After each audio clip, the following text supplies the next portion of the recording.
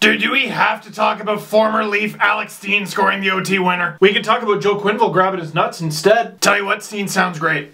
Woo! Are you just gonna get hammered? Get me a toaster. Magic Angel Robot from Winnipeg! What the hell are you talking about? This team is ruining my life!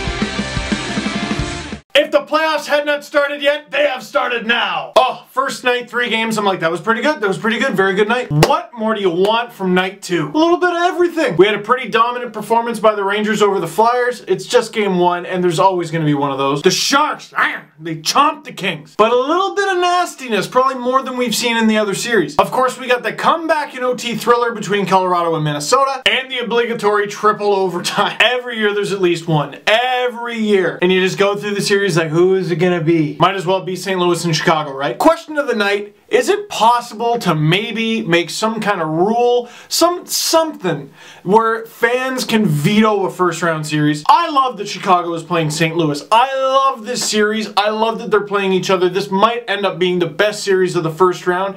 That's why I don't want it to happen. Like, if only there were a way where you could, like, vote and make it go in round 2 or something. Of course, that would never happen because that's stupid, but I can dream! Anyway, so this game, we might as well start with Chicago-St. Louis. The St. Louis Blues win 4-3 in triple overtime over the Chicago Blackhawks. The Blackhawks don't exactly have a reputation as a rough and tumble team, but they roughed up the Blues. David Backes getting rocked, and the Blues are already roughed up. Tarasenko's just getting back. Oshie's out. Berglund's out. But you look at the Blackhawks, Kane's just getting back, and Taves is just getting back. I know this series is going to be amazing, and I just want there to be something left after. Well, that's the playoffs, isn't it? The Stanley Cup's kind of hard to win. One thing that was true about this game that has been true for pretty much every series through the first 2 nights of the playoffs, goalies didn't dictate the game. There are a lot of goalies who can be game changers, a lot of goalies who can steal a game. I don't really think that's happened yet. And while Ryan Miller made more than his fair share of saves for the Blues, Corey Crawford made more than his fair share for the Blackhawks,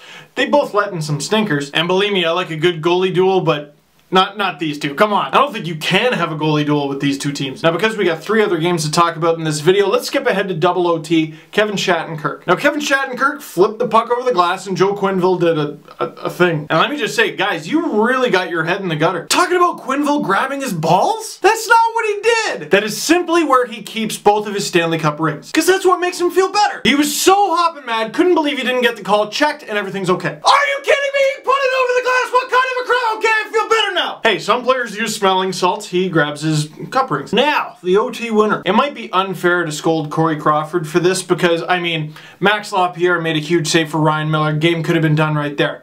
Patrick Sharp gets a breakaway. Ryan Miller makes a save. Game could have been done right there. Corey Crawford doesn't cover up the puck one time. Oh, I'm sure he did it other times, but one time, and that's the game. Steve Simmons was on the Panago Pizza Steve Dangle podcast. That's my podcast last night. And we kind of debated advanced stats. It was a civil discussion. We agreed to disagree on a lot of things. One of the things he pointed out that's very valid is hockey is just a random game. And there's too many random things going on. Agreed. 100% agreed.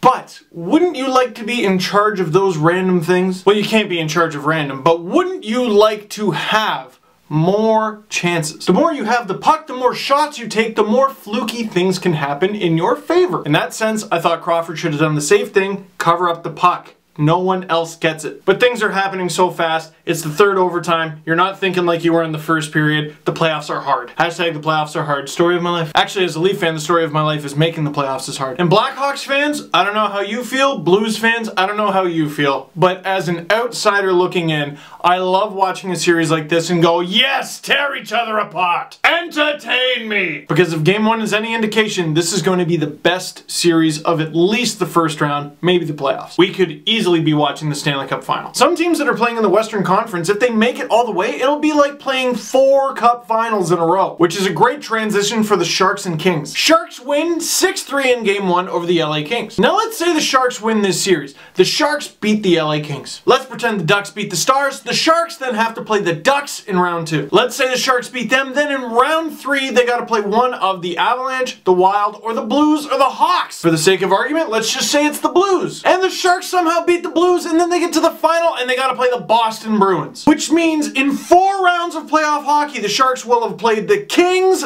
Ducks, Blues, and Bruins. Are you kidding me? But if the Sharks keep playing like they did in game 1, could be a little easier than they thought. Raise your hand if you thought the Sharks would get a 5-0 lead over the Kings. Excluding Sharks fans, yeah, I see a lot of hands going down. The Kings had a good third period that they can build upon, but a lot of that is score effects. I mean, the Sharks just ran LA's show. Nah. One of the things that I think helped contribute to it, familiar face in Leafland, Mike Brown, running right over Jonathan Quick. I'm kind of glad he did that. Not because I don't like the Kings or I don't like Jonathan Quick, but these playoffs were lacking a little bit of animosity. What better way to kick it off than Mike the Honey Badger Brown running over one of the best goalies in the league? A lot of younger players had a big part in San Jose's success in this game. Great to see Thomas Hertl finally getting a goal after being out for so long. But a lot of teams in these playoffs, a lot of good teams in these playoffs, kind of lack veteran presence, and that's where I think Joe Thornton comes in. If you want an indicator that Joe Thornton has been here before, look no further than this game. Some guys are sweating and they're shaking and they're so nervous that it's their first playoff game and oh my god. Joe Thornton left to the dressing room in the middle of his own team scoring a goal. Jumbo Joe's like, yeah, that happens. Goals happen. Act like you've been here before. Let's go. And did you see his reaction? He didn't see that goal. At CBC, there's this great picture plastered on the wall of one of the elevators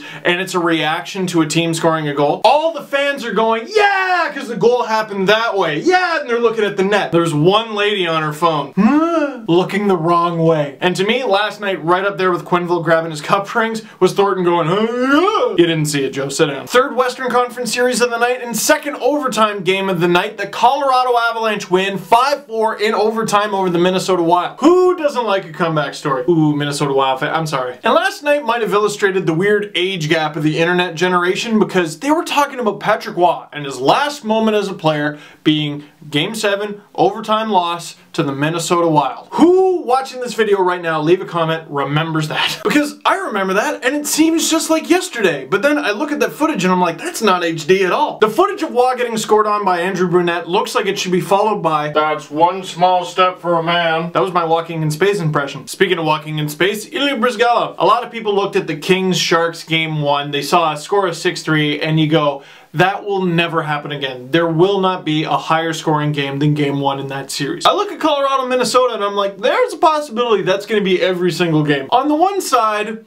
Ilya Bryzgalov, probably better than he gets credit for, probably not much better. And then you got the Colorado Avalanche, who have been relying really heavily on Semyon Varlamov all year long, and if he can't be unreal, then that's a vulnerable team. They got some great young talented players up front, underrated young players at the back end, but they're prone to mistakes. And again, as an outside fan looking in, I'm like, hey, I like mistakes. Mistakes lead to goals. Those are fun. Those are festive. But one thing that has definitely been in Colorado's favor all year long, the percentages. Their save percentage has been great and their shooting percentage has been great. Paul Stastny, boom, ties the game up with 13 seconds left, his first shot of the game. Paul Stastny again, boom, overtime winner. Colorado wins game 1 and that is his second shot of the game. 2 for 2, not bad. Oh, is that man gonna get paid? I gotta wrap it up with the East. The New York Rangers win 4-1 over the Philadelphia Flyers. And with the Leafs out, I get to watch a lot of other teams play playoff hockey and the Flyers have been one of my top. Less than 8 minutes in, the Flyers get up 1-0. They're being jerks in front of the net. They're also getting shoved around, and I'm like, yeah, this is a Flyers series. And maybe I'm wrong on this, but I think the key to beating the Flyers is slowing the game down. Not even necessarily slowing the game down, but don't engage them. They get in a lot of scrums, they'll face wash you, they'll punch you in the head.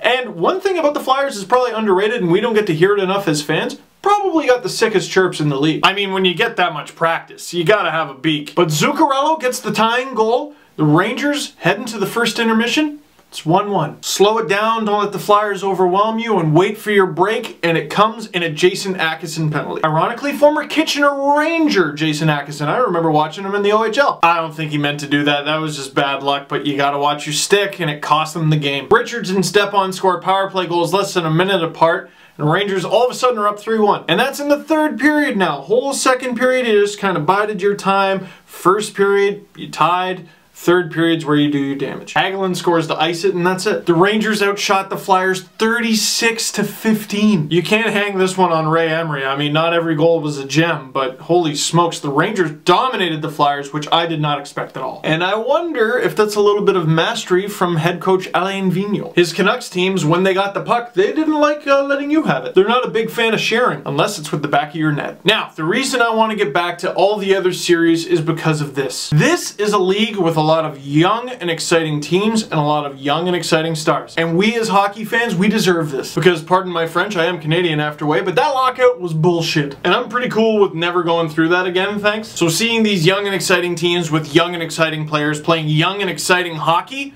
I love it. So that's it for this one. Click like if you like this video, click subscribe if you really liked it, tell your friends, and I will see you next time.